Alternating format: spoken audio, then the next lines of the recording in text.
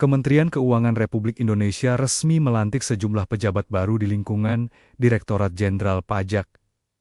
Direktorat Jenderal Pajak berdasarkan Keputusan Menteri Keuangan Nomor 121 Tahun 2026 tentang mutasi dan pemberhentian dalam jabatan administrator. Menteri Keuangan Purbaya Yudi Sadewa menyampaikan bahwa pelantikan ini merupakan bagian dari upaya penguatan organisasi, sekaligus meningkatkan kinerja dan kepercayaan publik terhadap institusi perpajakan. Langkah ini juga disebut sebagai kelanjutan dari proses investigasi internal terkait lonjakan restitusi pajak yang dinilai tidak terkendali. Sebelumnya, kasus tersebut bahkan berujung pada pencopotan 2 pejabat tinggi di lingkungan Direktorat Jenderal Pajak. Dalam pelantikan kali ini, sejumlah pejabat baru resmi menduduki posisi strategis. Di antaranya, Lindawati sebagai Direktur Ekstensifikasi dan Penilaian, serta Tunjung Nugroho sebagai Kepala Kantor Wilayah DJP Jakarta Khusus. Kementerian Keuangan menegaskan, rotasi dan mutasi ini diharapkan dapat memperkuat tata kelola perpajakan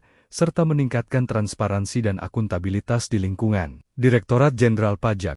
CEO BP Danantara Pandu Syahri mengaku cukup percaya diri atas semua upaya yang telah dilakukan regulator pasar modal Indonesia dalam memenuhi harapan MSCI. Sehingga ia yakin pergerakan indeks harga saham gabungan akan kembali menguat seiring pengumuman tinjauan indeks global oleh MSCI pada Selasa 12 Mei 2026.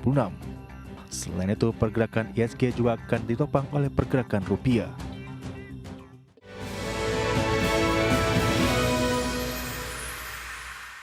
Ya, CIO Danantara Pandu Syahrir optimistis pergerakan indeks harga saham gabungan akan kembali menguat seiring pengumuman tinjauan indeks global oleh MSCI pada Selasa 12 Mei 2026. Danantara meyakini semua upaya yang telah dilakukan regulator pasar modal Indonesia mampu memenuhi harapan MSCI. CEO BP Danantara Pandu Syahri mengaku cukup percaya diri atas semua upaya yang telah dilakukan regulator pasar modal Indonesia dalam memenuhi harapan MSCI. Sehingga ia yakin pergerakan indeks harga saham gabungan akan kembali menguat seiring pengumuman tinjauan indeks global oleh MSCI pada Selasa 12 Mei 2026. Selain itu, pergerakan ISG juga akan ditopang oleh pergerakan rupiah. Ya kita tunggu aja besok. Ya kan kalau itu kita lihat seharusnya kan semua udah dimasukin juga. Aku udah lihat perkembangannya, bursa bagus kok dari sisi penerapan yang sedang dilakukan. Ya insya Allah besok, insya Allah baik lah. Jadi nggak penurunan yang ada, Pak? Ya hari ini kan lihat kan ada sekarang perubahan juga. Saya rasa bukan menyangkut soal MSCI kok hari ini. Lebih banyak soal rupiah dan segala macam. Sesuai jadwal MSCI akan mengumumkan hasil tinjauan indeks globalnya, termasuk indeks MSCI Indonesia pada Selasa 12 Mei 2026. Tinjauan ini mencakup review terhadap beberapa indeks antara lain MSCI Global Standard Index, MSCI Global Small Cap, MSCI Micro Cap Index sampai Market Small Cap Index. Dari Jakarta, Riki Anwar di Tim Liputan iDaction. Pemerintah memutuskan untuk menunda rencana kenaikan royalti untuk sejumlah komoditas mineral. Hal tersebut dikarenakan pemerintah masih mencari formulasi kebijakan yang mampu meningkatkan penerimaan negara tanpa mengurangi daya saing industri pertambangan. Menteri Energi dan Sumber Daya Mineral Bahlil Lahadalia mengatakan bahwa pemerintah masih menghimpun masukan dari pelaku industri sebelum memfinalisasi perubahan aturan tersebut. Sebelumnya, pemerintah berencana menaikkan royalti untuk sejumlah komoditas utama seperti batu bara, nikel, tembaga, emas, dan timah sebagai bagian dari upaya meningkatkan nilai tambah sumber daya alam Indonesia. Kebijakan tersebut awalnya direncanakan berlaku mulai Juni tahun ini. Selain royalti, pemerintah juga tengah mempertimbangkan instrumen fiskal tambahan seperti bea ekspor dan windfall tax untuk pengiriman mineral tertentu ketika harga komoditas sedang tinggi. Namun Bahlil menegaskan pemerintah ingin memastikan kebijakan baru tetap menjaga keseimbangan antara peningkatan penerimaan negara dan keberlanjutan industri tambang. Adapun rencana kenaikan royalti mineral sebelumnya juga menjadi perhatian pelaku pasar dalam beberapa hari terakhir yang berimbas pada tertekannya sejumlah saham berbasis komoditas di Bursa Efek Indonesia.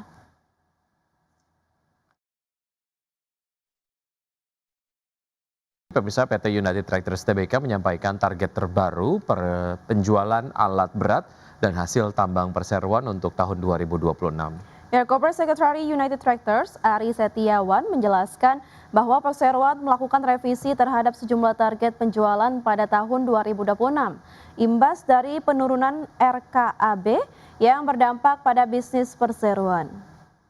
Target penjualan Komatsu direvisi menjadi sekitar 4.000 unit, produksi batubara dan overburden removal PT Palma Persa dan Nusantara juga turun sekitar 15-17%.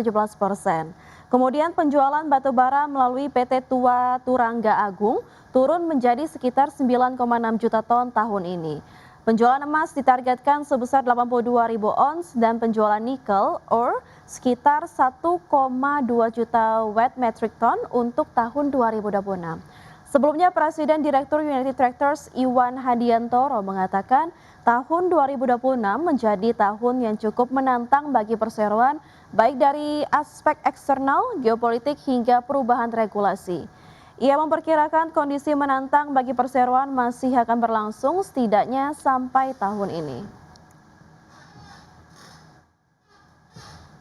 Ya pemirsa, di tengah pelemahan kinerja keuangan pada kuartal 1 2026, PT Industri Jamu dan Farmasi Sido Muncul Tbk meyakini prospek industri herbal nasional tahun ini masih tetap positif. Ya, optimisme tersebut seiring meningkatnya kesadaran masyarakat terhadap kesehatan dan konsumsi produk herbal. PT Industri Jamu dan Farmasi Sido Muncul Tbk mencatat pelemahan kinerja pada kuartal 1 2026, baik dari sisi pendapatan maupun laba bersih. Meski demikian, perseroan menilai prospek industri herbal nasional tahun ini masih tetap positif, sering meningkatnya kesadaran masyarakat terhadap kesehatan dan konsumsi produk herbal. Perseroan pun memastikan permintaan terhadap produk-produk herbal Sido Muncul masih tetap kuat. Produk tolak angin bahkan disebut masih memimpin pasar herbal nasional dengan pangsa pasar sekitar 72%. Di tengah tekanan jangka pendek, Sido Muncul tetap optimis terhadap prospek industri herbal sepanjang tahun 2026. Perseroan menilai tren konsumsi herbal di Indonesia masih akan terus berkembang. Namun demikian, sejumlah tantangan masih membayangi industri herbal tahun ini, mulai dari daya beli masyarakat yang lebih selektif, hingga kenaikan biaya operasional seperti kenaikan biaya kemasan, energi, logistik, serta volatilitas global. Dari sisi kinerja keuangan hingga 31 Maret 2026, pendapatan Sido tercatat sebesar Rp640,5 miliar, atau melemah hingga 19% secara tahunan. Sedangkan laba bersih menyusut menjadi 147,213 miliar per kuartal 1 2026. Berbagai sumber untuk ID Actional. PT Communication Cable System Indonesia Tbk atau CCSI berencana menerbitkan 474 juta lebih saham baru melalui right issue. Langkah ini dilakukan untuk memperkuat struktur permodalan serta mendukung pengembangan usaha perseroan dan entitas anak. PT Communication Cable System Indonesia Tbk atau CCSI mengumumkan akan melakukan penambahan modal melalui hak memesan efek terlebih dahulu atau right issue. Perseroan akan menerbitkan sebanyak 474.774.774 saham baru yang setara 35,61% dari total saham beredar. Manajemen CCSI menyebut aksi korporasi ini bertujuan memperkuat struktur permodalan dan menarik partisipasi investor lokal maupun asing. Namun pemegang saham yang tidak menggunakan haknya dalam right issue ini berpotensi mengalami dilusi kepemilikan saham hingga 9,27%. Seluruh dana hasil right issue setelah dikurangi biaya emisi akan digunakan untuk pengembangan usaha dan modal kerja perseroan maupun entitas anak. Rencananya persetujuan aksi korporasi ini akan dimintakan dalam rapat umum pemegang saham luar biasa pada tanggal 17 Juni 2026. Berbagai sumber untuk ID Action.